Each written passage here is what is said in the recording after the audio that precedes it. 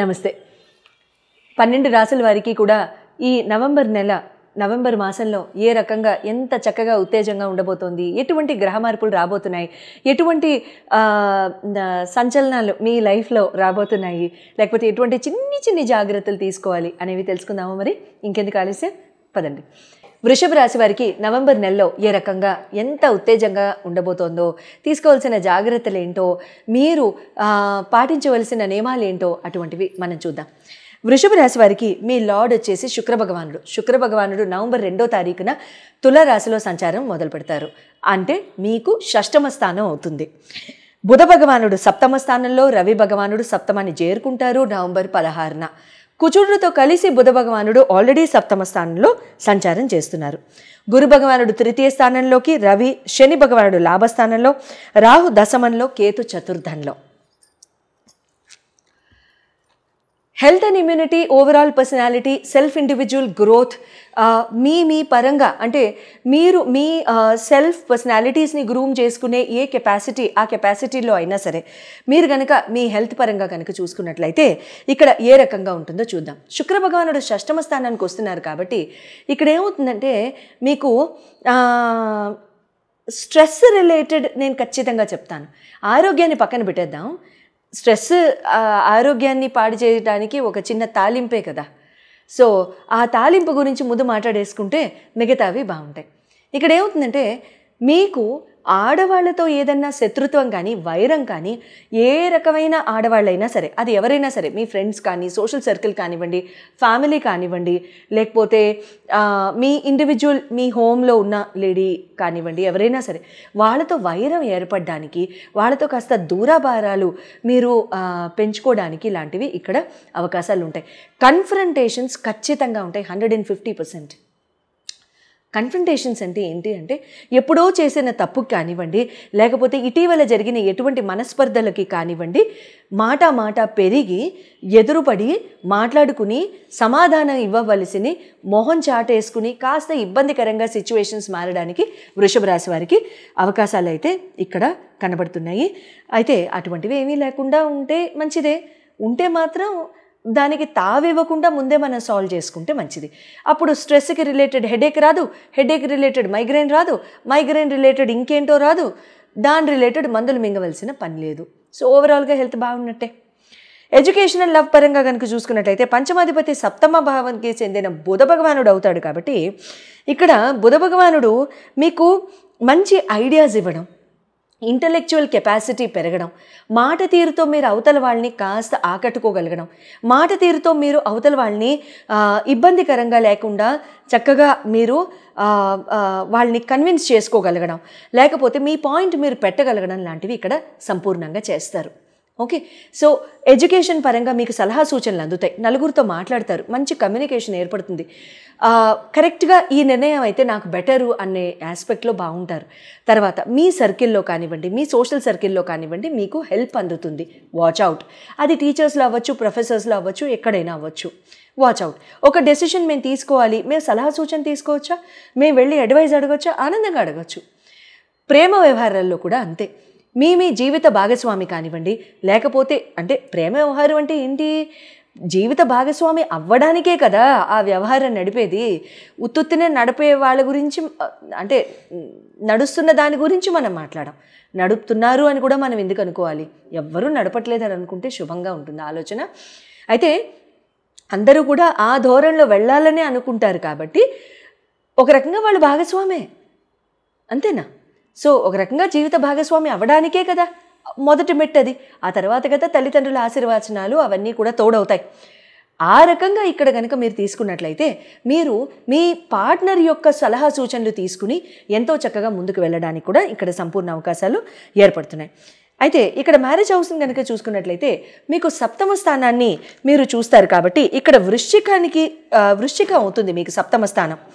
రవి భగవానుడు, బుధ భగవానుడు ఇక్కడ కుజ భగవానుడితో కూడా కూర్చున్నారు కాబట్టి ఇక్కడ ego issues, domination issues, fighting, లేకపోతే మాట పెరగడం, లేకపోతే బాగా కోపానికి, ఉద్రేకానికి గురవడం లాంటివి వస్తూ ఉండొచ్చు అని నేను చెప్పాను కాబట్టి అటువంటి సిచ్యువేషన్ కనుక వస్తే దాన్ని అవాయిడ్ చేసి అది రాకుండా మన సత్ప్రవర్తనతో కలిగి ఉండి ఆలోచన విధానాన్ని కనుక మనమే మార్చుకున్నట్లయితే ఖచ్చితంగా మనకి ఎటువంటి ఈ కన్ఫ్రంటేషన్లు, ఈ ఇష్యూలు, ఈ డిఫికల్టీలు ఇలాంటివి రావు. ఓకే అండి. సో ఆ రకంగా మీరు మ్యారేజ్ విషయంలో మాత్రం ఈ మ్యారీడ్ కపుల్స్ మాత్రం కొంచెం జాగ్రత్త. ఎట్టి పరిస్థితుల్లోనూ తిట్టుకోవడానికి కొట్టుకోవడానికి బయలుదేరకండి. అండ్ ఇక్కడ కాస్త అట్లీస్ట్ ఒకళ్ళు రావాలి. కుజ భగవానుడు అప్పుడే రారు అందులో నుంచి. సో ఆయనకి చాలా టైం పడుతుంది. బుధ భగవానుడు, రవి భగవానుడు అయితే వస్తారు, ఇబ్బంది లేదు. But all in all 20 to 25 days అయితే కాస్త ఉద్రేకము, మొండితనము, డామినేషను, సప్రెషను ఇలాంటివి ఉంటూ ఉంటాయి. కెరీర్ అండ్ బిజినెస్ పరంగా చూసుకున్నట్లయితే మీకు ఇక్కడ 9th house lord, 10th house lord ఇద్దరూ కూడా శని అవుతారు.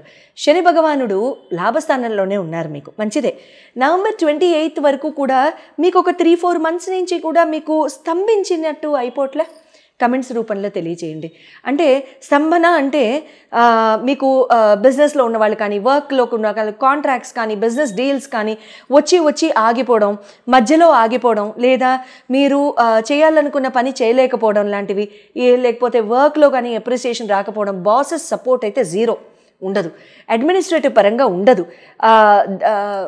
వేలైతే చూపించే వాళ్ళే కానీ 4 మంచి మాటలతో కాస్త దగ్గర కూర్చోబెట్టుకుని మాట్లాడే వాళ్ళు అంటూ ఉండరు. అటువంటి పరిస్థితులు ఏమన్నా జరిగి ఉన్నాయా? November 28th వరకు కాస్త జాగ్రత్తగా ఉండండి. 28th దాటిన తర్వాత శని మళ్ళీ ఎలాగో ముందుకు వెళ్ళిపోతారు కాబట్టి ఆ భగవానుడి దయ వల్ల ఖచ్చితంగా అన్నీ కూడా ముందుకు సర్దుకుపోతూ ఉంటాయి. ఇండివిజువల్గా మీ జాతకపరంగా కనుక మీరు విశ్లేషించి తెలుసుకోవాలనుకుంటే స్పెసిఫిక్గా మీ జన్మ కుండలిని చూసి ప్రస్తుతం జరుగుతున్న గోచారం గురించి, ప్రస్తుతం జరుగుతున్న దశల గురించి కనుక తెలుసుకుందాం అనుకుంటే స్క్రీన్ మీద డిస్ప్లే చేయబడిన నంబర్స్కి కాల్ చేసి అపాయింట్మెంట్ తీసుకోవచ్చు. శుభంపోయాది. కార్తీక మాసంలో వచ్చే సోమవారాలు, శనివారాలు, కార్తీక మాసంలో ముఖ్యంగా మనం ఈశ్వరారాధన, దామోదర ఆరాధన, తర్వాత వైష్ణవారాధన ఈక్వల్గా చేస్తూ ఉంటాం. శివకేశవులకి ఎప్పుడు కూడా భేదం లేదు. అండ్ ఆ భేదాన్ని ఎప్పుడు కూడా మనం పాటించకూడదు అనేది నేను ఎప్పుడూ చెప్తూ ఉంటాను. అంతే కదా. సో సోమవారాలు, శనివారాలు, తర్వాత ఏకాదశులు, తర్వాత పౌర్ణమి, కార్తీక పౌర్ణమి, ఆ రోజు గురునానక్ జయంతి కూడా వస్తుంది. కార్తీక పౌర్ణమి తర్వాత కార్తీక అమావాస్య ముందొచ్చే చతుర్దశి, తర్వాత అమావాస్య రోజు పొలాల అమావాస్య, ఇలా దామోదర ద్వాదశి అంటే కార్తీక దామోదర ద్వాదశి అంటాం, కైసిక ద్వాదశి అంటాం. ఇలా తులసి వివాహము, ఇంకా చెప్పుకుంటూ వెళ్ళిపోతే ఇంకా 30 రోజులకి 30 ఈవెంట్లు, 30 చక్కగా మనం చేసుకోదగిన పూజలు మనం డిస్కస్ చేసుకుంటూ ఉండొచ్చు. అందరికీ ఉపయోగపడేలాగా మనకి వచ్చిన ఏ చిన్నపాటి, కొద్దిపాటి, చిన్న చీమంత గోరంత కష్టం అనుకుందాం, గోరంత ఇష్యూ అనుకుందాం, ఆ గోరంత ఇష్యూని కూడా తీసేసేయడానికి తర్వాత పెళ్ళి కాని వారికి చక్కగా, ఎంతో చక్కగా మీరందరూ కూడా శ్రవణం చేసినా చదివినా సరే, అంటే శ్రవణం అంటే వినడం, విన్నా చదివినా సరే మీకు ఎంతో చక్కగా మంచి మేలుని చేకూర్చే శివమహత్యం కథ ఈరోజు చెప్పుకుందాం. అయితే శివమహత్యం కథలో పూర్వము శివయ్య రాజేశ్వరుని బ్రాహ్మణ దంపతులు ఉండేవారట. వారు ఎంతో పాపం ఫైనాన్షియల్ ప్రాబ్లమ్స్లో వాళ్ళు అలా ఉండడం వలన ఈ శివయ్య అనే బ్రాహ్మణుడు తిరుపతి క్షేత్రానికి వెళ్ళి చక్కగా ధనార్జన చేసుకుందామని బయలుదేరతాడు. అయితే ఒక ఋషీశ్వరి ఎదురై, నాయన నువ్వు తిరుపతి దాకా వెళ్ళిన తర్వాత నీకు స్వామి దర్శనం అవుతుంది, కానీ ధనార్జన ఎలా చేస్తావు? అలా కుదరదు, కాబట్టి నీకు శివమహత్యం కథ చెప్తాను, ఆ వ్రతం కథ ఎప్పుడు నువ్వు చక్కగా చేసుకుంటూ ఉండు, నీకు నిత్యం శుభం జరుగుతుందని చెప్పి ఆ శివమహత్యం కథ చెప్తాడు. పూర్వం వంగదేశ రాజకుమార్తె ఒక ఆవిడ ఉండేది, సీమంతిని అని. ఆ సీమంతినికి ఒకరోజు ఒక ఋషీశ్వరి భార్య మైత్రేయి అని ఆవిడ ఆ వనంలో ఆ అమ్మాయి అందరూ చెలికత్తలందరూ తిరుగుతుండగా పూలు ఏరుకుంటూ ఉండగా ఆవిడ ఏం చెప్తుందంటే ఈ శివమహత్యం కథ అంతా ఆ అమ్మాయికి చక్కగా చెప్పి వినిపించి కథ విధానం అంతా చెప్పి చక్కగా ఇలా పూజ చేసుకోమ్మా, శివుడికి పార్వతీదేవికి పూజ చేసుకుని తెల్లటి పుష్పాలతో అర్చించు, చక్కగా ఆ కథ అంతా చదువుకున్న తర్వాత అక్షంతలు వేసుకో తల్లి అని కథ చెప్తుంది. కథ చెప్పిన తర్వాత ప్రతి సోమవారం కూడా సీమంతిని చాలా చక్కగా విధి విధానాలతో పూజ అంతా చేస్తుంది. చంద్రవల్కుడు అనే మహారాజుకి ఇచ్చి సీమంతిని వివాహం చేస్తారు. అయితే ఆ చంద్రవల్కుడు తో వివాహం అయిన కొంతకాలానికి ఆ రాజకుమారుడు ఏం చేస్తాడు, స్నేహితులతో కలిసి యమునా నదిలో నదీ తీరాన నదిలో నావపై బయలుదేరతాడు. నదిలో నావపై బయలుదేరిన రాజకుమారుడికి ఒకసారి ఏమవుతుంది, నావ తిరగబడిపోయి నదిలో రాజకుమారులందరూ కూడా మునిగిపోతారు. ఈ నదిలో మునిగిపోయిన రాజకుమారులందరినీ కూడా తక్షకుడు, నాగలోకానికి చెందిన తక్షకుడు యొక్క ఈ మహారాజు యొక్క ఈ ఆ దేశానికి చెందిన నాగకన్యలందరూ కూడా ఇతన్ని పట్టుకుని, ఆ రాజకుమారులందరినీ పట్టుకుని తక్షకుడు వద్ద తీసుకెళ్తారు. తక్షకుడు తన దివ్య దృష్టితో ఈ జరిగిన వృత్తాంతం అంతా తెలుసుకుని ఆయన ఏం చేస్తారు, వీళ్ళ రాజకుమారులందరినీ మనలతో సత్కరించి చక్కగా వాళ్ళకి నాగలోక సౌందర్యాన్ని అంతా తిలకింపజేస్తాడు. నాగలోక సౌందర్యాన్ని తిలకిస్తూ వీళ్ళు ఏం చేస్తారు, ఆ పనిలో పడిపోయి పూర్తిగా లేట్ అయిపోయి మైమరిచిపోతారు ఈ రాజకుమారులు. ఈలోగా ఏమవుతారు, దాయాదులు బయలుదేరుతారు. దాయాదులు అంటే ఎవరు, రాజ్యాన్ని అపహరించి, వీళ్ళ రాజ్యాన్ని అపహరించి ఆ చెరసాల్లో పెట్టేస్తారు ఈ రాజకుమారి యొక్క తల్లి తండ్రిని. సీమంతిని కూడా పాపం అన్నీ కోల్పోయి ఆ చెలికత్తలతో నదీ స్నానానికి వెళ్ళి పాపం దిక్కుతోచిన దానిలాగా ఉంటుంది. ఒకరోజు బొట్టు కూడా లేకుండా నదీ తీరానికి వెళ్ళి అక్కడ స్నానం చేసి వస్తుంటే ఈలోగా ఈ సీమంతిని చేసిన కథకి శివుడు ప్రసన్నమై శివుడు కల్లో కనిపించి చెప్తాడు ఈ అమ్మాయికి, నాన్న నీ భర్త వస్తున్నాడు, నువ్వు భయపడకు, చక్కగా పూజ చేసుకోని. ఈలోగా రాజకుమారుడికి జ్ఞానోదయమై శివుడు దయ వల్ల తక్షకుడికి చెప్తాడు, మా వాళ్ళందరూ ఎంత ఇబ్బంది పడుతున్నారో, నేనేమో ఇక్కడే ఉండిపోయాను, నేను ఇంకా బయలుదేరుతానండి అని చెప్పి నమస్కారం చేసుకుని తక్షకుడు అమృత భాండం ఇస్తాడు. నీకు, నీ భార్యకి, నీ కుటుంబానికి కూడా ఎప్పుడూ కూడా ఏమాత్రం లోటు ఉండదు. అమృతం అంటే ఏంటి, ఇంకా ఆల్మోస్ట్ ఇంకా మరణం లేనట్టే. ఆ భాండం తీసుకుని, అమృత కుండంతా తీసుకుని తక్షకుడు బయలుదేరతాడు. నది తీరం దాకా చేరేసరికి బొట్టు లేకుండా ఉన్న సీమంతిని చూసి తక్షకుడు అసలు గుర్తే పట్టకుండా సీమంతిని కూడా భర్తను గుర్తుపట్టదు. జరిగిన వృత్తాంతం అంతా మాయావి రూపంలో తక్షకుడిని తలుసుకుని మాయా వేషం వేసి జరిగిన వృత్తాంతం అంతా తెలుసుకుంటాడు. వెళ్ళి, తల్లి నీ భర్త 3వ రోజుకి తిరిగి వస్తాడు అని భార్యకి ధైర్యం చెప్పి, మాయావేషంలో ఉన్నాడు కదా, సో భార్య కూడా గుర్తుపట్టదు. వెళ్ళిపోయి దాయాదులందరికీ హెచ్చరిక పంపిస్తాడు.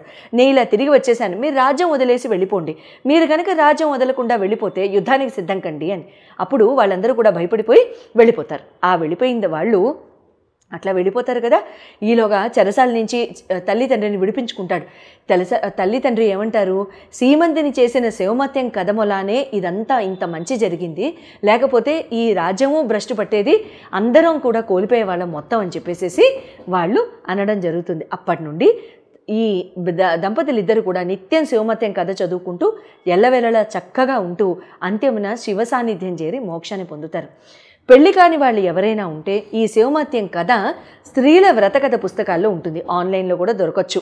నేను చూడలేదు ఆన్లైన్, మీరు వెతకండి. ఒకవేళ నాకే దొరికితే కనుక నేనే మీకు పీడిఎఫ్ రూపంలో పంపించేస్తాను, డిస్క్రిప్షన్లో ఉంటుంది, చూసి డౌన్లోడ్ చేసుకోండి. కథా పుస్తకాలు మీకు కష్టం అయితే కనుక ఎల్లప్పుడూ ప్రతి సోమవారం చక్కగా ఉపవాసం ఉంటూ తలస్నానం చేసే నియమం ఏం లేదు, చేయాల్సిన అవసరం లేదు. సో ఉపవాసం ఉంటూ సాయంత్రం పూట దీపం పెట్టుకుని, శివాలయంలో అయినా పర్వాలేదు, ఇంట్లో అయినా పర్లేదు, ఆవునేతో దీపం పెట్టుకుని కథ చదువుకుని అక్షంతలు వేసి శివపార్వతులకి నమస్కరించుకుని బెల్లం ముక్క అయినా సరే, మీరు ఏమాత్రం ఏ నివేదన చేయలేకపోతే బెల్లం ముక్క అయినా నివేదించండి, చక్కగా ఈ పూజ చేసుకోండి. ఎంతో నమ్మకంతో చెప్తున్నాను, ఖచ్చితంగా వివాహం కాని వాళ్ళకు కూడా వివాహం అయిపోతాయి. శుభం భూయాత్.